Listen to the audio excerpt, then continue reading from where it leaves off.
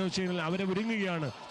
ഇതിനേക്കാൾ വിസ്മയം തീർക്കുന്ന വളരെ ഗജവീരനെ, വളരെ മനോഹരമായ ഗജവീരന്മാരുടെ നെറുകയിൽ ഇതിനേക്കാൾ വിസ്മയം തീർക്കുന്ന വളരെ മനോഹര ചാരുതയുള്ള വിസ്മയം ഞങ്ങൾ അടുത്ത് കൊണ്ടുവരുന്നു എന്ന് നമ്മളോട് വിളിച്ച് പറയാതെ പറയുന്ന ആ സമയത്തിന് വേണ്ടി കാത്തു നിൽക്കുന്നു പ്രിയപ്പെട്ടവരെ.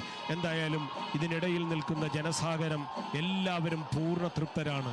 ഈ ഒരു പൂരം കഴിഞ്ഞു പോയാൽ, ഒരിക്കലെങ്കിലും ഈ തൃശ്ശൂർ പൂരം ഒന്ന് കണ്ടാൽ പിന്നെ ഒരുത്തനും തൃശ്ശൂർ പൂരത്തിൻ്റെ സമയം എത്തുമ്പോൾ അത് കാണാതിരിക്കില്ല. ഈ സമയത്ത് തിരുവമ്പാടി വിഭാഗവും ഇതാ വളരെ മനോഹരമായ നിയോൺ ബൾബുകളുടെ പ്രകാശത്തിൽ മിന്നിത്തിളങ്ങുന്ന ധ്യാനത്തിലിരിക്കുന്ന ശിവന്റെ രൂപവുമായി രംഗത്ത് വന്നിരിക്കുന്നു. മനോഹരമായ ദൃശ്യം.